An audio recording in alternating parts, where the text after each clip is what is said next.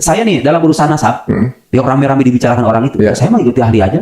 Kata para ulama ahli nasab gimana? Oh, kata mereka nasab ini begini. Dan ini bertahun-tahun ya. Sudah selesai. Kalau bagi saya secara pribadi ya, ada orang persoalkan itu terserah dia.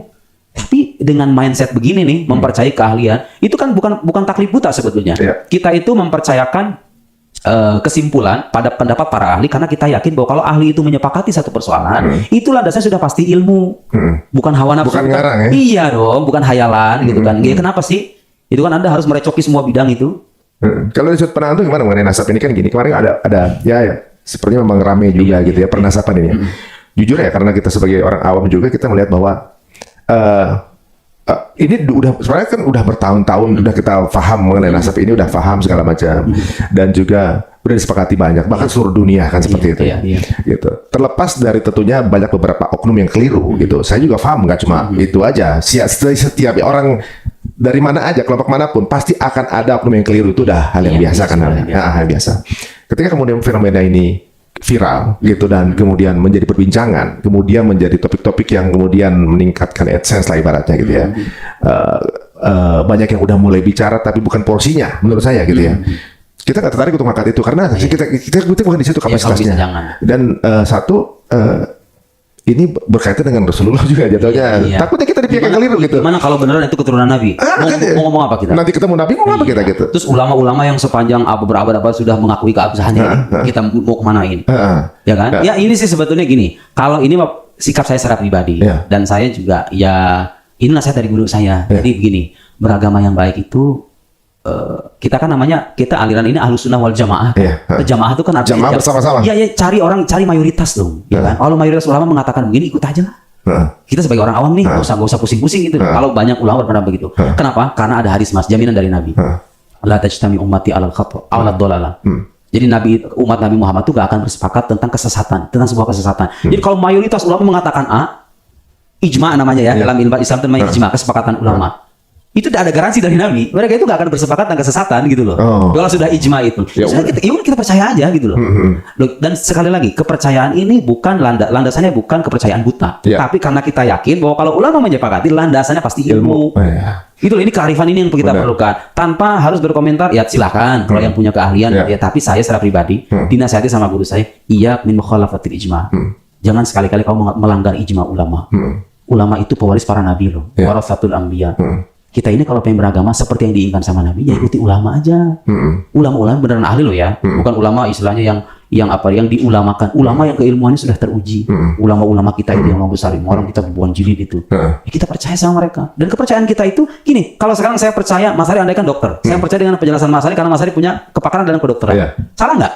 Ya enggak. Ya enggak, itu loh, justru itu tuturnya begitu kan. Masa setiap kali kita pergi ke rumah sakit, kita kritik dokter ini, ya Anda nggak bakal sembuh loh kalau gitu. Karena ngerasa ya ada sisi ngerasa lebih pinter gitu. Karena ada yang saya tahu kamu enggak gitu ya. Kadang ada hawa nafsu itu di situ tuh. Kadang nafsu manusia itu kadang-kadang kan suka ada dorongan-dorongan untuk mencari hal-hal yang aneh gitu kan. Memunculkan pendapat-pendapat baru.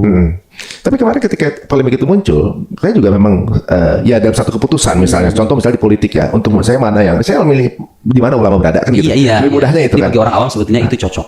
Itu udah paling mudah menurut saya, dia dimudahkan. Nah, ketika ada hal ini, saya juga mengambil keputusan itu. Nah, tapi ada satu hal di mana kebijakan yang kemudian membuka komunikasi waktu itu kan dari Robito yang kemudian membuka live diskusi debatnya dibuka secara live.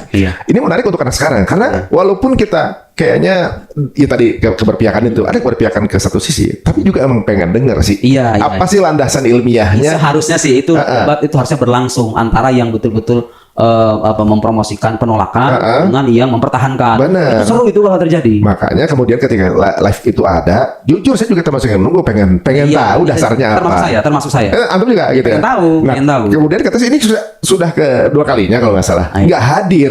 Nah makin yakin kalau orang memiliki satu pandangan argumentasi yang berdasarkan keilmuan, tinggal di challenge aja kan gitu. Jatuhnya ya setiap teori kan bisa dia sepakat atau nggak sepakat, tapi mau berdasarkan challenge. Kayak guru gembul itu kan dia berani datang kan. Nah itu saya respect. Karena beliau datang kan gitu kan. Jadi gini mas, gunanya debat terbuka itu gunanya saya merasakan impact itu luar biasa, menyadarkan orang itu luar biasa. Apalagi kita hidup di zaman internet kayak gini nih. dengan adanya debat terbuka itu orang jadi tahu gitu loh. Ini mana yang benar, mana yang enggak, mana yang rasional, mana yang enggak, mana yang berbasis data, mana yang asal ngomong doang. Itu kan penting. Jadi kita tanpa mengajak, ayo jangan gini-gini, enggak, cukup kita perlihatkan aja. Ini orang ini pandangannya begini, saya bantah nih. Kalau terlihat bantahan kita kuat, ya orang juga akan menilai sendiri kok. Sadar dengan dirinya. Terutama yang nggak fanatik loh ya. Kalau yang fanatik udah nggak ada cerita itu. Mereka mau kita ngomong 1000 dalil sekalipun. Enggak, bagi anda salah, ya sudah selesai, terserah kamu. Gitu. Tapi itu tradisi intelektual yang sudah diperkenalkan oleh para ulama dulu. Saya pernah bercerita tentang mazhab Mu'tazilah. Mazhab Mu'tazilah ini satu sekte dalam Islam yang punya pikiran-pikiran menyimpang. Mazhab resmi negara di era Abbasiyah. Mazhab resmi negara kan punya kekuatan politik kan. Tapi itu sampai sekarang nggak ada sisanya loh. Sebagai sebuah mazhab udah nggak ada, udah hilang. Kenapa? Karena para ulama Sunni, ulama Ahlus Sunnah itu tampil munadharah itu artinya debat terbuka. Itu udah biasa ulama dulu kayak gitu. Sehingga kecacatan mazhab ini tersingkap. Tersingkap sedemikian intens gitu kan. Akhirnya apa? Orang sadar, wah ini mazhab udah nggak benar ini. Ya kan? Jadi itu salah satu medium untuk menyadarkan dan mencerahkan publik. Debat-debat ilmiah terbuka itu saya kira itu sangat penting itu zaman sekarang ya konteksnya. Apalagi orang lebih suka mengakses YouTube ketimbang baca buku ya kan? Zaman sekarang. Sekarang kan lebih visual gitu ya, auditori juga. Nah, tapi apapun hasilnya debat kemarin, saya juga respect juga sama Guru Gembul ya, karena hadir. Ya menurut saya akan terjadi debat itu kalau nggak hadir gitu kan. Saya juga nggak bakal hadir di sini. Iya benar, ibaratnya. Tapi antum jadi ditemukan gitu loh. Masalahnya gini kan, ibaratnya ini kata Allah ya, mungkin hal ini terjadi karena emang udah waktunya gitu antum menjadi bagian dari yang tampil di permukaan. Tapi walaupun begitu, mudah-mudahan ya misalnya Guru Gembul juga menyaksikan ini, kemudian beliau juga melakukan riset lagi, kemudian kita bisa menjadi semeja di pihak yang sama kan gitu. Insya Allah mudah-mudahan dari yang ya kita sama-sama mencerdaskan bangsa ini. Jadi kita tidak ada persoalan dengan pribadi orangnya. Jadi yang kita persoalan adalah pandangan-pandangannya yang memang terbukti bermasalah dari sudut argumentasi keilmuan gitu loh. Jadi ini fokus perdebatan kita pada soal itu. Saya tidak bicara soal kepribadian beliau. Bahkan setelah itu pun kita bersalaman ya sudah selesai gitu loh. Cuman selama pemikiran itu ada, ya bantahan itu harus ada gitu. Dan beliau kan setahu saya belum sampai pada tahap meralat secara terang-terangan pandangannya kan. Beliau hanya mengatakan mengaku kalah dan lain. Tapi kan bagi saya tuh inti perdebatan itu bukan mengaku kalah, tapi menentukan mana yang benar dan mana yang salah. Yang benar harus diakui benar, yang salah harus diakui salah gitu. Soal siapa yang kalah dan menang ini bukan pertandingan sepak bola. Jadi debat keilmuan itu tujuannya itu. Tapi saya cukup merasa itu juga bukan perkara yang mudah untuk mengatakan dia bahwa oke, di debat ini dia kalah gitu ya. Tapi itu juga ya siapa tahu kan, setiap orang ada juga ketika melakukan debat itu ada yang mencari kebenaran atau mencari pembenaran kan gitu ya. Ya mudah-mudahan beliau termasuk yang mencari kebenaran. Saya mengharapkan kebaikan untuk beliau dan para pengikutnya. Tugas saya hanya menyampaikan. Anda mau terima apa enggak bukan urusan saya. Urusan Anda sama Tuhan Anda. Saya alhamdulillah diberikan kemampuan untuk menyampaikan. Ya sudah selesai gitu. Nabi aja disuruhnya menyampaikan kok. Masa saya maksa-maksa Anda? Ya, saya siapa gitu kan? Ya saya hanya menyampaikan ini loh yang benar begini, argumentasinya begini, landasannya ini, referensinya ini. Mau percaya? Ada masalah. Enggak mau. Selesai.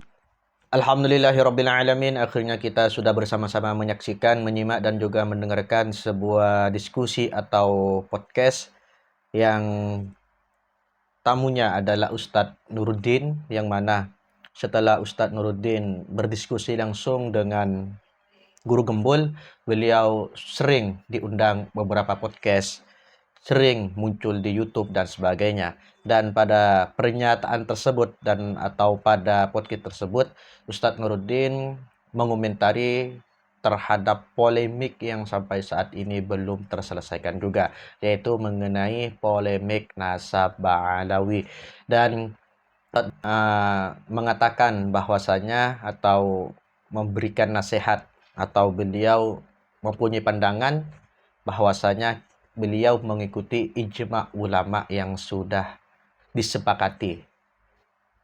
Karena ijma' ulama sudah sepakat bahwasanya Ba'alawi adalah keturunan Rasulullah, maka Ustadz Nuruddin percaya bahwasanya nasab Ba'alawi bersambung kepada Rasulullah. Kenapa? Dasarnya karena beliau mengikuti ijma' ulama. Karena ijma' ulama itu insyaallah pasti benar adanya dan ilmunya pasti di atas rata-rata.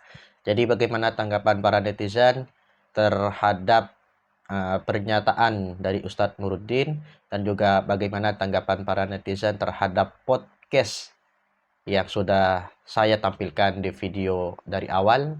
Silahkan tulis di kolom komentar. Dan untuk Anda yang baru bergabung, apabila channel ini bermanfaat untuk Anda, silahkan dukung itu dengan cara subscribe, di like, di komen, dan di share, agar kalian tidak ketinggalan video-video terbaru dari channel ini. Dan apabila banyak sekali kekurangan dan kekhilafan baik dari kata, sikap, maupun setiap tayangan, kami mengucapkan mohon maaf yang sebesar-besarnya karena kami adalah manusia biasa yang tak lepas dari salah maupun dosa. Dan akhirnya, wassalamualaikum warahmatullahi wabarakatuh.